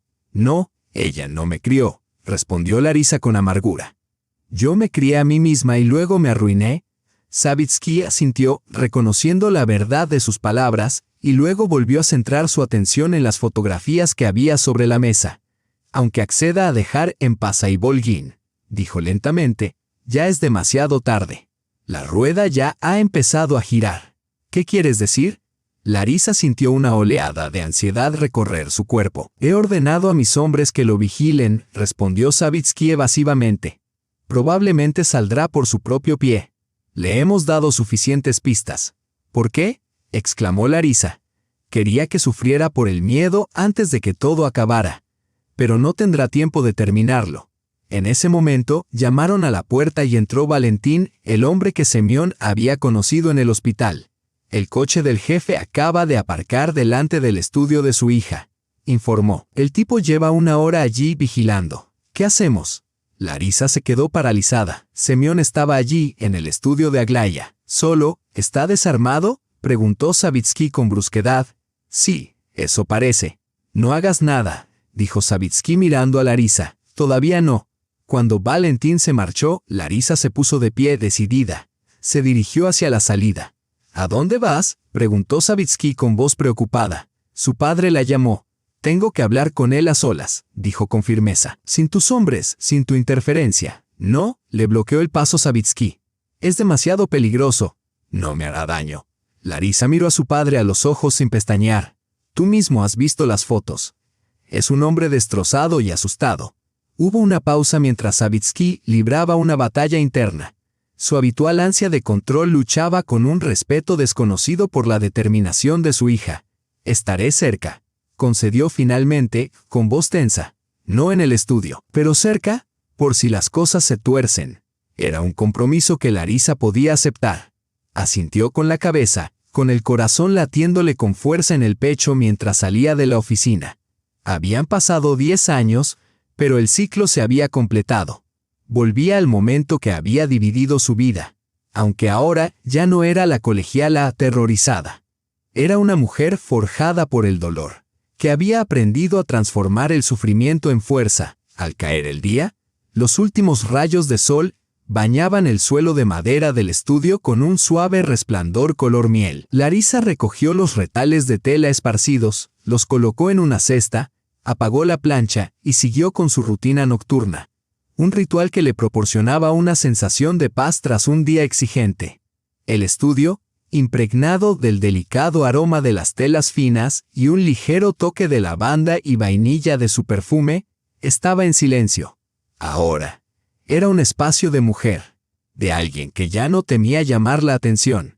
Sus ayudantes se habían marchado hacía 1 hora y Aglaya se había quedado a dormir en casa de una amiga, algo que no hacía desde hacía mucho tiempo. Larisa estaba realmente sola, sola con la expectación de la reunión que por fin lo aclararía todo. Un golpe cauteloso en la puerta la sobresaltó, aunque lo estaba esperando. Exhaló lentamente, recomponiéndose como lo haría con su cabello por la mañana, recogido en un moño apretado, perfectamente controlado. Él estaba de pie en la puerta, encorvado y con la mirada baja, irreconocible comparado con el joven que ella recordaba. Los años le habían despojado de la suavidad de la juventud, dejándole los pómulos afilados, las mejillas hundidas y una palidez cenicienta, reflejo exterior de un hombre agobiado por la culpa. «Hola», dijo con voz ronca, desconocida y áspera. Larisa le indicó que entrara y le indicó una silla junto a la mesa, aunque ella permaneció de pie, sin querer perder la ventaja que le daba su altura. La tela bajo sus dedos parecía islas en un océano de historia no contada. «Larisa», exhaló él, con una palabra cargada de vergüenza, horror y añoranza. Ella permaneció en silencio, dándole espacio para hablar, consciente del poder del silencio, que obliga a las personas a hablar, a confesar, a desnudar su alma. «No te pediré perdón», dijo Semyon bruscamente, con cada palabra impregnada de dolor. «Sería un insulto. No he venido aquí para eso». Su voz era firme, imperturbable, pero el peso de sus palabras era inmenso. «Para que lo sepas», continuó, pasándose una mano por la cara, como para limpiarse la telaraña invisible que lo había envuelto. «Vivo con esto, todos los días, todas las noches. Lo que hicimos, lo que hice, me persigue y me perseguirá por el resto de mi vida. Estoy listo para aceptar cualquier castigo. No me resistiré. Me lo merezco». Larisa lo miró. Ya no era la tímida colegiala del pasado, sino una mujer que había conocido tanto el sufrimiento como la resiliencia. Había transformado su dolor en fuerza, como una oruga que se metamorfosea en mariposa a través de un doloroso proceso. «¿Crees que tu sufrimiento servirá para expiar algo?», preguntó en voz baja, volviendo al tono familiar, como si aún fueran los adolescentes que habían sido. «No», negó con la cabeza, «nada lo expiará. Solo quería que lo supieras, antes de que llegaran las cartas. Amenazas a Goriev, muñecos de peluche muertos en tu lecho de muerte. Yo soy el siguiente, has venido a despedirte. La ironía se deslizó en su voz cuando respondió, no, Semyon. Él levantó sus ojos azules y vacíos hacia ella, cuyo vacío recordaba a unos vaqueros descoloridos. He venido a verte, a asegurarme de que estás bien, de que has conseguido sobrevivir. Sus palabras no tenían pretensión alguna, solo la cruda y descarnada verdad. Ella se acercó, con voz suave pero firme. ¿Y si no hubiera podido? Sí, como tantos otros, me hubiera emborrachado hasta morir, o me hubiera quitado la vida, o me hubiera convertido en un cascarón incapaz de llevar una existencia normal. ¿Seguirías aquí, Semyon? Al oír el apellido de ella, que no había oído desde la infancia, se estremeció. No lo sé, respondió con voz teñida de sinceridad. Me gustaría pensar que sí, pero siempre he sido un cobarde. De repente, la puerta del estudio se abrió de un golpe ensordecedor. 4 hombres de hombros anchos y vestidos de oscuro irrumpieron en la habitación. Antes de que Larisa pudiera reaccionar, se abalanzaron sobre Semyon, le retorcieron los brazos y le propinaron un brutal puñetazo en el estómago. Él no opuso resistencia y se quedó flácido como un muñeco de trapo. ¿Qué están haciendo?, gritó Larisa corriendo hacia ellos. Parad inmediatamente. Uno de los agresores, Valentín, asintió brevemente a sus compañeros. Semyon, ya inconsciente por el golpe en la cabeza, fue arrastrado hacia la salida. ¿A dónde lo lleváis?, exigió Larisa, agarrando a Valentín por la manga. Decídmelo o llamaré a la policía. Valentín la apartó sin inmutarse. Es tu padre, no el mío. Yo no tomo las decisiones, Larisa. La desesperación se apoderó de ella y corrió hacia el teléfono. Le temblaban tanto las manos que marcó 2 veces el número equivocado. Sí, hija. La voz de Savitsky era tranquila, como si estuviera esperando la llamada. ¿Qué estás haciendo? La voz de Larisa se quebró por el pánico. ¿A dónde lo han llevado? ¿A dónde todo comenzó?, respondió fríamente. Se oyó el rugido de un motor en el auricular. Los buitres ya están allí. ¿No puedes encontrarlo? Ven si quieres que se haga justicia. Tu justicia no es justicia, gritó ella. Es justicia por mano propia. Detente, te lo ruego. Es demasiado tarde, espetó Savitsky antes de colgar. Larisa se quedó paralizada en medio del estudio, sintiendo que el suelo se movía bajo sus pies. Rápidamente volvió a coger el teléfono y marcó otro número. Misha, susurró cuando alguien respondió. Necesito tu ayuda urgentemente. Es una cuestión de vida o muerte. El coche avanzaba a toda velocidad por la oscura autopista, con los faros atravesando la noche. Mikhail conducía, mirando nerviosamente a Larisa, que retorcía ansiosamente un pañuelo de seda entre sus manos. ¿Estás segura de que no deberíamos llamar a la policía?, preguntó Mikhail, maniobrando con destreza para esquivar un camión. Esto es un secuestro, Lara. Es un delito. No, negó ella con la cabeza. Es un asunto familiar. Mikhail se quedó en silencio, agarrando con fuerza el volante. Di algo, suplicó ella, incapaz de soportar más el silencio opresivo. Te admiro, dijo él con voz ronca. Tu fuerza, tu valor. Y odio a todos los que te han hecho daño. Yo también los odiaba, respondió ella, colocando la mano sobre su hombro y dejándola allí hasta que la sensación de náuseas la abrumó. Entonces se dio cuenta de que el odio es como el ácido. Corroe el recipiente que lo contiene, a menudo más que aquello a lo que se dirige. Aprendí a compadecerlos, a sentir lástima por ellos. Él la miró con recelo, pero ella asintió con voz firme. Puede que me mantuvieran atrapada en ese lugar para siempre, pero conseguí escapar, crecer y sentirme completa a pesar de todo. Mikhail negó con la cabeza, luchando por comprender la profundidad de su transformación. ¿Y si algo hubiera sido diferente entonces?, preguntó. ¿Y si Aglaya no hubiera estado allí? No lo sé, respondió Larisa con sinceridad. Quizá me habría convertido en una persona diferente. Quizá me habría derrumbado o quizá habría encontrado mi camino hacia la luz. ¿Quién sabe? Una señal desgastada indicaba el desvío a Sosnovka, un pueblo abandonado cerca de un antiguo campamento de pioneros. Mikhail redujo la velocidad del coche. «Prepárate», dijo en voz baja. «Pase lo que pase, estoy contigo». Ella le apretó la mano en silencio, agradecida por la lealtad tranquila e inquebrantable sobre la que ahora se sostenía su frágil nuevo mundo. El pueblo les recibió con una desolación aún mayor que la de hacía 10 años. Los tejados se habían derrumbado por completo. Las malas hierbas habían invadido los caminos de hormigón agrietado, y las figuras brillantes de los pioneros a la entrada se habían desmoronado, reducidas a sombras por el tiempo y los elementos. Solo el mástil torcido seguía apuntando hacia el cielo, obstinado como un recuerdo de aquella fatídica noche de mayo. Los faros de varios coches aparcados cerca de la entrada iluminaban la desolación con destellos fugaces, proyectando sombras surrealistas sobre las ruinas. Larisa entró en el recinto del campamento y su corazón dio un vuelco. No había vuelto allí desde aquella noche. Sentía las piernas pesadas, como si ya no le pertenecieran.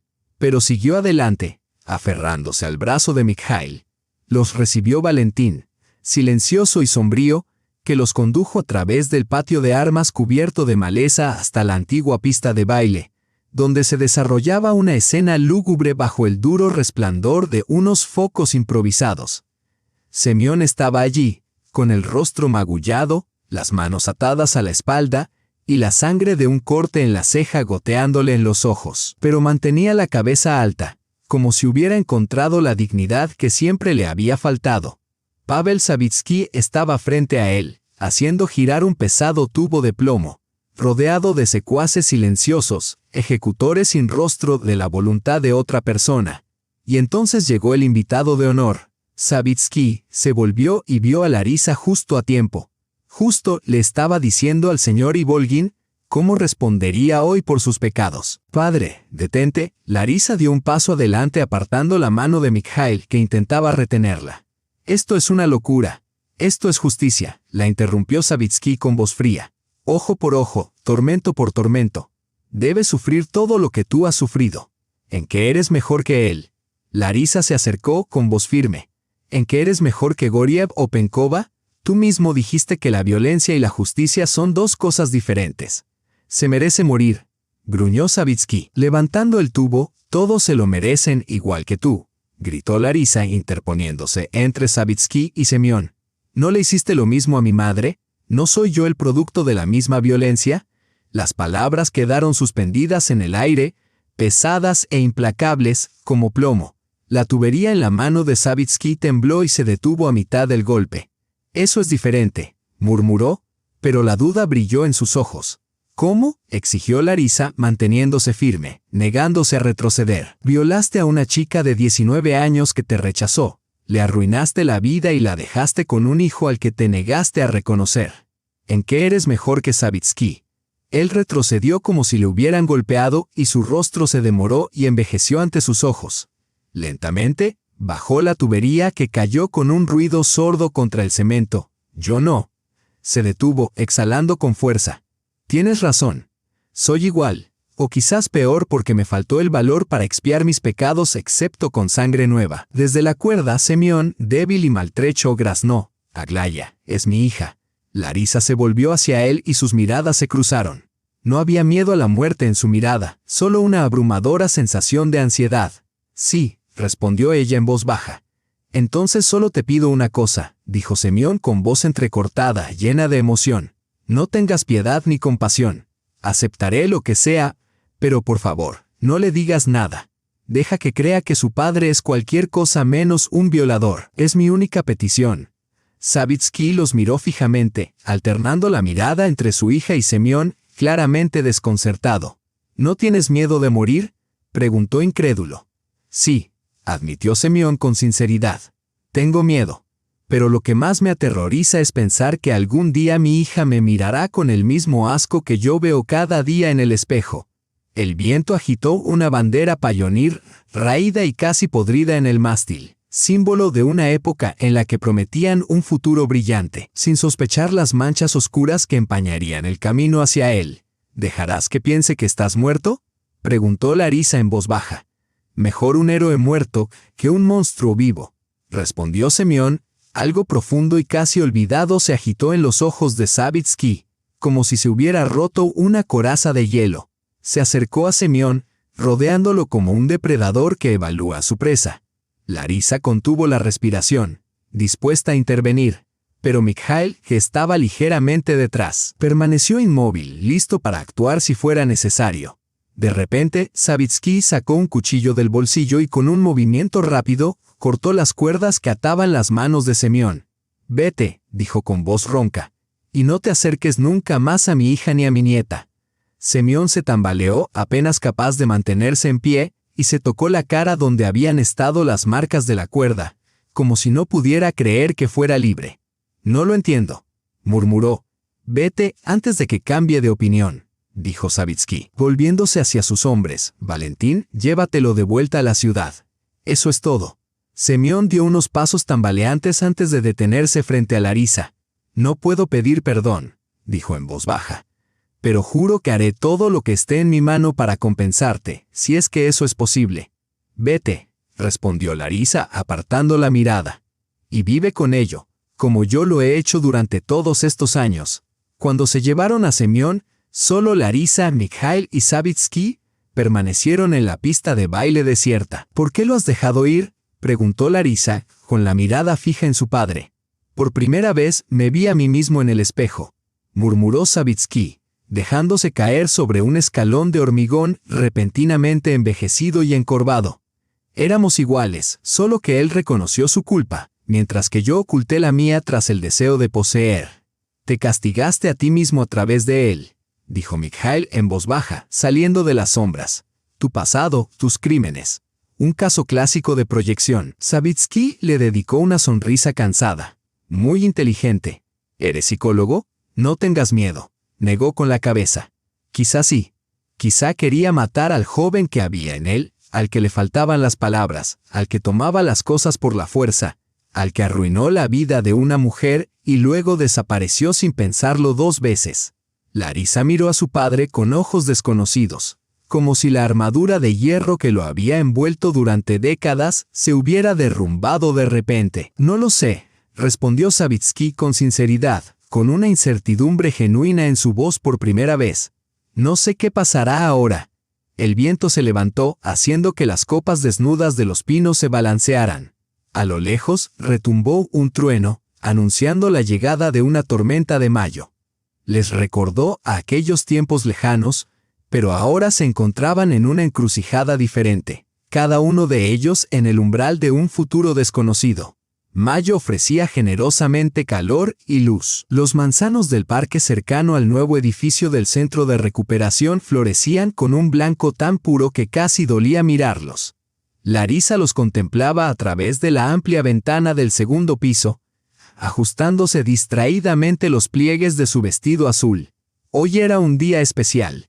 La inauguración de un centro para mujeres que habían sobrevivido a la violencia. Había pasado un año en un abrir y cerrar de ojos.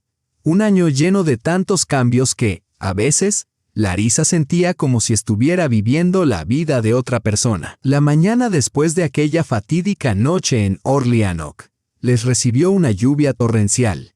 Mikhail la llevó a casa y ella se quedó dormida con la cabeza apoyada en su hombro, más tranquila de lo que había estado en años, como si le hubieran quitado un peso de encima. Un peso que llevaba desde los 18 años y que ahora se había convertido en polvo. La voz de su madre la devolvió al presente. Los invitados habían llegado y la estaban esperando. Una chica estaba de pie en la puerta, alta, delgada, como tejida con rayos de sol y brisas primaverales. En el último año había crecido y se había vuelto más guapa. Sus ojos, ya no cautelosos, ya no reflejaban la tensión del pasado de su madre, como si el hilo invisible que las unía se hubiera deshecho por fin. «Ya voy, querida», sonrió Larisa. El amplio y luminoso salón se fue llenando poco a poco de invitados, periodistas, personalidades y patrocinadores. Mikhail saludaba a todos en la entrada, alto y apuesto con un elegante traje. Hacía 5 meses se habían casado en secreto y sin pompa, rodeado solo de sus amigos más íntimos. Aglaya, radiante de alegría, había llevado los anillos y su felicidad era tan abrumadora que a Larisa se le hizo un nudo en la garganta. «Te mereces ser feliz», le había susurrado Mikhail aquella noche, cuando por fin se habían quedado solos. «Lo sé», había respondido ella. «Ahora lo sé». Entonces, Pavel Savitsky apareció en la puerta del salón, de vuelta tras recoger a Orlianok. No se habían visto en meses. Larisa no sabía dónde había estado, pero había oído por conocidos comunes que había dejado el negocio. Se lo había cedido a sus socios y se había retirado al campo. Cuando regresó, lo hizo con un plan para crear un centro de ayuda, con planos y financiación. Su relación seguía siendo frágil, como el primer hielo del invierno, pero algo estaba cambiando, descongelándose. Aún no podía pedir perdón directamente, pero cada ladrillo de las paredes del edificio era su silenciosa expiación. Aglaya, que se había ganado el derecho a llamarlo así con espontaneidad infantil, corrió hacia Savitsky. «Mira cuánta gente hay. Una libélula». Él le pasó la mano por el cabello rubio y Larisa captó en su mirada una profundidad de humildad y gratitud que las palabras no podían expresar. Entonces en la entrada apareció Semyon. Estaba solo. Polina no había podido aceptar su pasado, y Larisa le entendía. Algunas heridas son demasiado profundas para sanar por completo, algunas verdades demasiado pesadas de soportar. Semyon parecía diferente. Ya no era el hombre destrozado que había sido, sino un hombre que había encontrado la redención al entregarse a la policía y confesar toda su culpa. Muchos no entendieron este paso, pero Larisa sí. El tribunal consideró cuidadosamente todas las circunstancias, la edad en que se cometió el delito, el arrepentimiento sincero, las referencias positivas sobre su carácter, la suspensión de la pena y los servicios comunitarios. El artículo del periódico titulado «Informe sobre las audiencias» fue el primer documento que Larisa conservó en los archivos del futuro centro, no como un recuerdo del dolor, sino como prueba de que era posible otro camino. «Hola», saludó Semyon, deteniéndose a una distancia respetuosa. «Hola», respondió ella con un gesto de la cabeza. «Eres puntual. Empezaremos en breve». Sus conversaciones eran siempre breves y comedidas, pero bajo esa contención el hielo se derretía lentamente, gota a gota. 3 meses antes, cuando había llevado a Aglaya al parque y se había encontrado por casualidad con un antiguo compañero de colegio, algo se había roto en su corazón al verlos juntos. Padre e hija, ajenos a su pasado. Le dolió, pero al mismo tiempo la curó. «Tío Semyon», Aglaya le saludó con la mano desde el otro lado del vestíbulo. «Ven aquí. El abuelo y yo queremos enseñarte algo». Larisa notó un destello en el rostro de Semyon, una mezcla de alegría, culpa y profunda gratitud. Era extraño lo difícil que a veces resulta expresar con palabras lo que transmiten los ojos. En un instante, comenzó la ceremonia de inauguración. Mikhail pronunció un discurso sencillo pero sincero sobre la importancia de romper el círculo vicioso de la violencia, sobre la necesidad de que las víctimas reciban apoyo y comprensión, y sobre cómo el tiempo por sí solo no cura, sino que simplemente brinda la oportunidad de iniciar el camino hacia la curación. Larisa lo siguió al vestíbulo. Las conversaciones se acallaron. Habló en voz baja, pero sus palabras resonaron en toda la sala.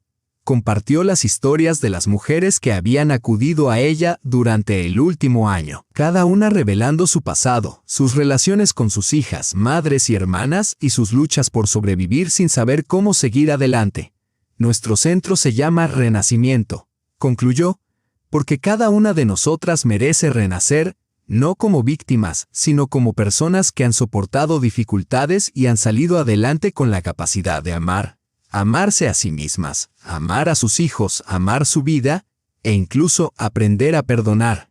Hizo una breve pausa y recorrió con la mirada el salón hasta el rincón más alejado, donde Semyon estaba de pie con Aglaya, que le hablaba animadamente. Contra la pared opuesta había un hombre con el rostro de un anciano romano, esculpido en mármol con tristeza y sabiduría. Sus miradas se cruzaron por un instante, en un intercambio silencioso entre dos hombres agobiados por sus propios pecados. Sin palabras, sus miradas parecían decir: «Te entiendo. Yo también he recorrido este camino». Larisa sintió una mano cálida en su hombro. Era Mikhail, su apoyo, el que amaba no solo su fuerza, sino también su vulnerabilidad. El que había aceptado a su hijo como propio y la veía no como una víctima, sino como un ser humano. «El tiempo no cura todas las heridas», pensó Larisa observando a los 3 hombres cuyos destinos estaban tan entrelazados con el suyo. pero el perdón nos da la fuerza para continuar. El viento de mayo entraba por las ventanas abiertas, llevando consigo la dulce fragancia de los manzanos en flor. La vida continuaba. Ya no era la misma, marcada por el dolor del pasado, pero renovada, llena de recuerdos pero libre del yugo del miedo. Había llegado el momento del perdón. La historia de Larisa, Semyon y todos los que se vieron envueltos en este complejo drama ha llegado a su fin, pero las preguntas que plantea siguen sin respuesta. ¿Podrías, como Larisa, encontrar la fuerza para perdonar a quienes te causaron un daño irreparable? O, si estuvieras en la situación de Semyon, ¿tendrías el valor de admitir tu culpa y buscar la redención, sabiendo que algunos pecados nunca podrán ser expiados por completo? Quizás te haya conmovido el viaje de Savitsky, que a través del sufrimiento de los demás, finalmente fue capaz de enfrentarse a su verdadero yo. Cada uno de nosotros tiene el potencial tanto para la destrucción como para la creación, para infligir dolor y para sanar. Solo el tiempo para el perdón, revelará qué camino elegimos. Comparte en los comentarios tus opiniones sobre cómo te ha afectado esta historia y qué decisión tomarías si te enfrentaras a un reto similar.